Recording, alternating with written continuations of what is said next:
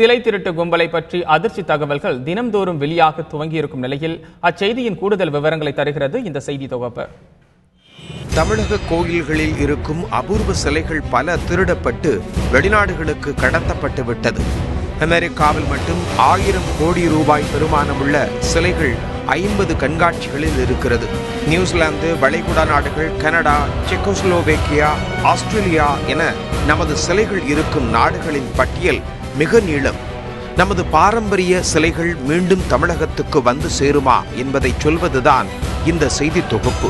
தமிழகத்தில் இருக்கும் நூற்றுக்கணக்கான கோயில்களில் தெய்வங்கள் நமக்கு அருள் பாவித்துக் கொண்டிருக்கின்றன. வெளிநாடுகளுக்கு கடத்தப்பட்டிருக்கும் நமது சிலைகள் அங்கே காட்சி கொடுத்து காட்சி பொருளாக நிற்கின்றன. அமெரிக்காவில் மட்டும் 50 கண்காட்சி கூடங்களில் சோழர் காலத்து சிலைகள் விற்பனைக்கு தயாராக இருப்பதாக சிலை திருட்டு தடுப்பு போலீசாருக்கு தகவல் கிடைத்துள்ளது. அதை மீட்கத்தான் அந்த பிரிவு இப்போது பல கட்ட பணிகளில் இறங்கியுள்ளது. இதை சிலை கடத்தலில் கைது செய்யப்பட்டு சிறையில் இருக்கும் கபூர் போலீசில் கொடுத்த வாக்குமூலத்திலிருந்தே பார்க்கலாம். விருத்தாச்சலம் விருத்தகிரீஸ்வரர் ஆலயத்தில் அர்த்தநாரீஸ்வரர் கற்சிலை ஒன்று கைகள் ஒடிந்த நிலையில் இருந்தது. அது திடீரென்று காணாமல் போனது. அர்த்தநாரீஸ்வரரை தினமும் பூஜிக்கும் பக்தர்கள் சிலர் சிலை எங்கே என கேள்வி கேட்க பதில் இல்லை. இந்த விவகாரம் பெரிதாக முதலில் கோயில் நிர்வாகம் சிலை பற்றிய பதிலை சொல்லவில்லை. கேள்விகள் பெரிதாக சிலை காணாமல் போன விவகாரம் பூதாகரமானது. ஏற்கனவே சிலை திருட்டில் பல வருடங்களாக ஈடுபட்டு போலீசில் சிக்காமல் இருந்த கபூரை சிலை திருட்டு தடுப்பு பிரிவு போலீசாரின் ஐஜி பொன் மாணிக்கவேல் தலைமையிலான படை கைது செய்தது.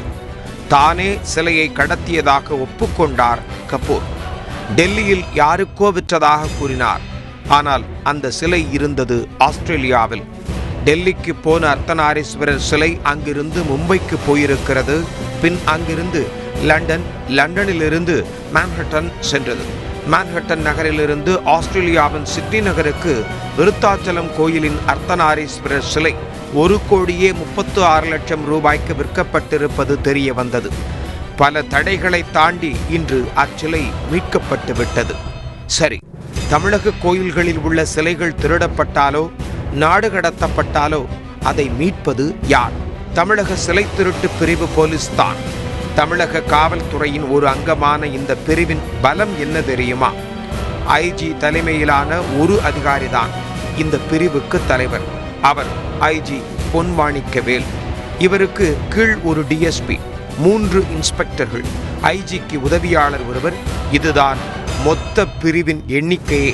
இவர்கள்தான் தமிழகத்திலிருந்து திருடு போன கோடிக்கணக்கான ரூபாய் மதிப்புள்ள சிலைகளை தமிழகத்துக்கு மீட்டு கொண்டிருக்கிறார்கள்.